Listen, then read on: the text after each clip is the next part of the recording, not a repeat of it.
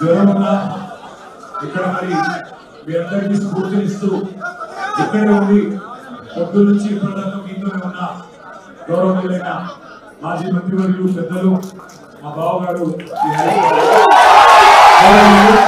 శాసన మండలిలో ప్రతిపక్ష నాయకులు పెద్దలు మాన్యులు నరసింహాచారి గారు, గౌరవనీయులైన ఎమ్మెల్యేలు, గౌరవనీయులైన ఎమ్మెల్సీలు, గౌరవ ఎంపీలు, అదేవిధంగా గౌరవనీయులైన వివిధ నియోజకవర్గాల ఇన్ఛార్జీలు, అదేవిధంగా ఈరోజు మరి చాలా చాలా ప్రాంతాల నుంచి తరలి వచ్చిన మా అన్నదమ్ములకు, మా ఆడపిల్లలకు, సిరిసిల్ల నుంచి కూడా వచ్చిన హృదయపూర్వక నమస్కారం. మా మీడియా మిత్రులకు కూడా కొంత అసౌకర్యం కలుగుతున్నా అప్పటి నుంచి పొద్దు నుంచి చాలా ఓపికగా ఉన్నందుకు మీడియా మిత్రులకు కూడా నమస్కారం, ధన్యవాదాలు. 4 కోట్ల మంది ముందు చర్చిద్దాం, ఎవరి తప్పో ఎవరిది ఒప్పో చర్చ పెట్టు అని అసెంబ్లీలో అడిగితే పారిపోయిండు రేవంత్ రెడ్డి. ఈ ఫార్ములా ఈ కార్ రేసింగ్ మీద నేనేదో తప్పు చేసిన అంటున్నావు కదా, కేసీఆర్ ప్రభుత్వం ఏదో తప్పు చేసింది అంటున్నావు కదా, దమ్ముంటే అసెంబ్లీలో చర్చ పెట్టు అని అసెంబ్లీలో కూడా పట్టుబట్టినాం, పారిపోయింది. 4 కోట్ల మందిని ఎందుకైనా 4 కోట్ల మంది ముందు మాట్లాడదాం అంటే పారిపోయింది. పోనీ ఇట్లా కాదు, ఈ బదనాం క్యాంపెయిన్ ఇంకెన్ని రోజులు నడుపుతావు, ఈ దేశంలో ఏ రాజకీయ నాయకుడు అనే విధంగా నేను అంటున్నా, నువ్వు ముందుకు రా, నేను తప్పు చేయలేదు, నిజాయితీకి ధైర్యం ఎక్కువ కాబట్టి అవసరమైతే లైట్ డిటెక్టర్ పరీక్ష తీసుకుంటా, నువ్వు కూడా రా. పక్కలేడు పారిపోయాడు. అయినా మళ్ళీ పిలిచిండు, మళ్ళా ఈరోజు పిలిస్తే మళ్ళా పోయినాం. ఎందుకంటే చట్టాన్ని గౌరవించే వ్యక్తులుగా, న్యాయస్థానాల మీద నమ్మకం ఉన్న వ్యక్తులుగా నువ్వు ఎన్నిసార్లు పిలిస్తే అన్నిసార్లు వస్తా అని చెప్పిన పొద్దున్నుంచి 9 గంటలు ఒకటే క్వశ్చన్, అటు తిప్పడుగుడు ఇటు తిప్పడుగుడు, తిరులమరలేసి మరల తిరలేసి అడిగిందే అడిగి నేను కుల్లా చెప్పిన, ఇప్పుడే హరీష్ రావు గారు చెప్పినట్టు ఈడికెళ్ళి ఎట్టి పరిస్థితుల్లో ఫార్ములా ఈ రేస్ పోవద్దు అని చెప్పి మొదటి సంవత్సరం విజయవంతంగా నిర్వహించిన తర్వాత 2వ సంవత్సరం కూడా ఈడనే ఉండాలి అని చెప్పి ప్రభుత్వ పరంగా విధానపరమైన నిర్ణయం తీసుకున్నాము. తీసుకొని మరి కొంత డబ్బులు చెల్లించినాం. 1 రూపాయి కాదు కదా, 1 పైసా కూడా అవినీతి జరగలేదు. ఈడికెళ్ళి పైస పోయింది, అక్కడ ఉన్నది, ఇలా అవినీతి ఎక్కడ ఉంది అనే అవినీతి నిరోధక శాఖ అధికారులను అడిగినాం, సమాధానం లేదు. బెబ్బెబ్బే ఏంది అంటే, ఫైల్ ఇటు పోయిందా, ఇటుకెళ్ళి పోయిందా, నువ్వు కుడి చేపులకి వెళ్ళి ఇచ్చినావో పైసలు, ఎడమ జేబులకి వెళ్ళి ఇచ్చినావో పైసలు అని చెప్పి పనికిమాలిన ప్రశ్నలు తప్ప, చిట్టినాయుడు రాసిచ్చి పంపిన ప్రశ్నలు తప్ప ఏమీ లేదు విషయం. అందుకే నేను మొన్న చెప్పినా మళ్ళీ చెప్తున్నా, ఇది లొట్టపీస్ కేసు, ఈయన ఒక లొట్టపీస్ ముఖ్యమంత్రి. ఏది కాదు, వీళ్ళతోని ఏం చేయరాదు, పరిపాలన చేత కాదు, ప్రజలకిచ్చిన హామీలు నెరవేర్చే దమ్ము లేదు. అందుకే దద్దమ్మ రాజకీయంతో ఇవాళ తప్పించుకునే ప్రయత్నం చేస్తా ఉన్నారు.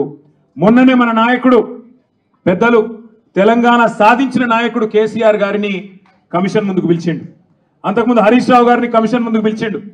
ఆయనకున్నదంతా ఒకటే షోకు, నేను నెల రోజులు జైలున్నా లుచ్చా పని చేసి వీళ్ళని కూడా పెట్టాలి కొన్ని రోజులు, అదొక్కటే ఆయన షోకు. ఆయనకున్న పైశాచికానందం అదొక్కటే. సాడిస్టులు ఉంటారు చూడు కొంతమంది, నాకు దక్కంది ఎవరికి దక్కద్దు అన్నట్టు, నాకు జరిగింది నీకు కూడా జరగాలన్నట్టు ఆయన ఎట్టి పరిస్థితిలో కొన్ని రోజులు జైల్లో పెడదామన్నది ఆయన షోకు. అందుకే నేను ఇలా అధికారులకు కూడా చెప్పిన, మీకు పైకి వెళ్ళి రావచ్చు ఆదేశాలు, ఇప్పటికే దబ్బన వస్తే పెడితే పెట్టుకోర్ర పోయి ఏముంది, మీరు పంపితే కూడా 15 రోజులు పోయేస్తా, ఏమున్నది, మంచిగా రెస్ట్ తీసుకొని వస్తా అని చెప్పిన. ఇప్పుడు కూడా మళ్ళీ చెప్తున్నా, తప్పు చేయలేదు, తలదించుకునే పని ఎంత మాత్రం చేయలేదు. తెలంగాణ ప్రతిష్టను పెంచే పని చేసినాం, తెలంగాణ ప్రతిష్టను ఆకాశం స్థాయికి తీసుకుపోయే పని చేసినాం తప్ప తప్పు చేయలేదు. అది కాళేశ్వరం ప్రాజెక్టు కావచ్చు, ఫార్ములా ఈ కావచ్చు, ప్రపంచంలోనే అతిపెద్ద లిఫ్ట్ ఇరిగేషన్ ప్రాజెక్టు కాళేశ్వరం. అందులో చేయని తప్పుకు ఇవాళ కేసీఆర్ గారిని, హరీష్ రావు గారిని పిలిచి వాళ్ళని అక్కడ ఇబ్బంది పెట్టే ప్రయత్నం, మన నాయకులు కార్యకర్తల ఆత్మస్థైర్యం దెబ్బతీసే ప్రయత్నం అక్కడ కమిషన్ ముందు. ఇక్కడ ఏసీబీ అని పెట్టి మరి ఇక్కడేదో జరిగిపోయిందని చెప్పి ఏ కరప్షన్ జరగని ఒక కేసులో యాంటీ కరప్షన్ బ్యూరోని ఇన్వాల్వ్ చేసి మా ఆర్ఎస్ ప్రవీణ్ అని చెప్పిండు, నా చరిత్రలో ఇంతకంటే తుపేల్ కేసు నేను ఎప్పుడు చూడలే, 26 ఏళ్ళు ఐపీఎస్ అధికారిగా పనిచేసిన ఇంతకంటే తుపేల్ కేసు నా జీవితంలో చూడలేదని చెప్పి వారు కూడా చెప్పినారు. అంటే ఇట్లాంటి కేసులు పెట్టి ఏదో సాధిస్తాను రేవంత్ రెడ్డి గారు అనుకుంటున్నాడు. నేను రేవంత్ రెడ్డికి చెప్పేది ఒకటే, నా మీద ఇప్పటికే 14 కేసులు పెట్టినావు, ఇంకో 1400 కేసులు పెట్టుకో, అవసరమైతే జైల్లో పెట్టుకో, ఏమన్నా చేసుకో, భయపడేది లేదు. తెలంగాణ కోసం ఆనాడు జైలుకు పోయినాం, ఇవాళ అవసరమైతే తెలంగాణ ప్రతిష్టను పెంచడానికి తీసుకున్న ఒక నిర్ణయం వల్ల మళ్ళీ జైలుకు పోవాల్సి వస్తే కూడా భయపడేటోడు ఎవడు లేడు. మీ ఉడత ఊపులకు ఎట్టి పరిస్థితుల్లో భయపడం. నేను మిమ్మల్ని అందరినీ కోరేది ఒకటే, ఇదేంటంటే డైలీ సీరియల్ లెక్క అయిపోయింది. ఎట్లా అంటే ఒకరోజు పిలుచుడు, కూర్చోబెట్టుడు, 9 గంటలు ఆడ కూర్చోబెట్టి ఛాయ్ దాయిపించి ఏం చెప్తాం సార్, ఇక మాకు పైకి వెళ్ళే ఆదేశాలు ఉన్నాయి, ఏం చేయాలని పాపం వాళ్ళు కూడా ఇక ఏం చేయాలి తెలియక అడిగిందే అడుగుతాను. అందుకే నేను మీకు కూడా రిక్వెస్ట్ చేసేది ఒకటే, మనం అందరం కూడా కాన్సన్ట్రేషన్ చేయాల్సింది, మనందరం కూడా పార్టీగా ఆలోచన చేయాల్సింది, దృష్టి సారించాల్సింది 2-3 పనుల మీద.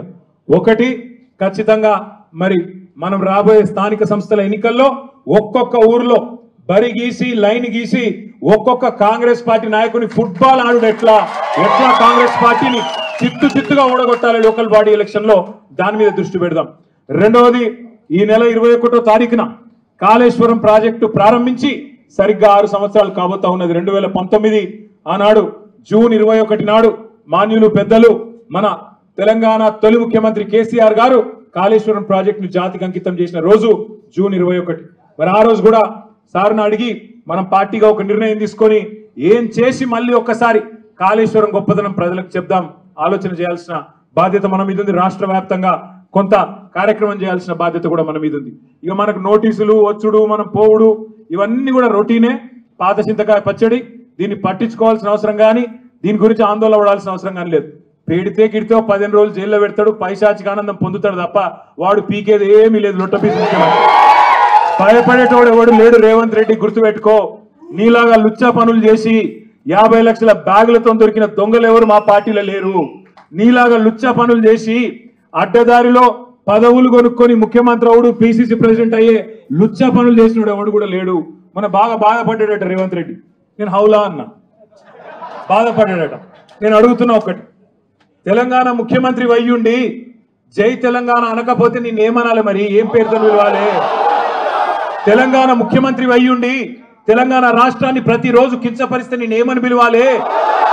తెలంగాణ ముఖ్యమంత్రి వయ్యుండి తెలంగాణ రాష్ట్రాన్ని దివాలా తీసిన రాష్ట్రం అంటే ఏమనాలి? తెలంగాణ ముఖ్యమంత్రి అయ్యుండి ఢిల్లీకి పోతే నాకు అపాయింట్మెంట్ ఇస్తలేరు, దొంగను చూసినట్టు చూస్తున్నట్టు నేనేమనాలి? తెలంగాణ ముఖ్యమంత్రి అయ్యుండి చెప్పులు ఎత్తుకపోతాడేమో అని భయపడుతున్నారు అంటే ఏమనాలి నిన్ను? అందుకే ఇక నేను ఎక్కువ అనగాని మీరు అనగాడికి అన్నారు, కానీ అది కాదు, నాకు అర్థం కాదు.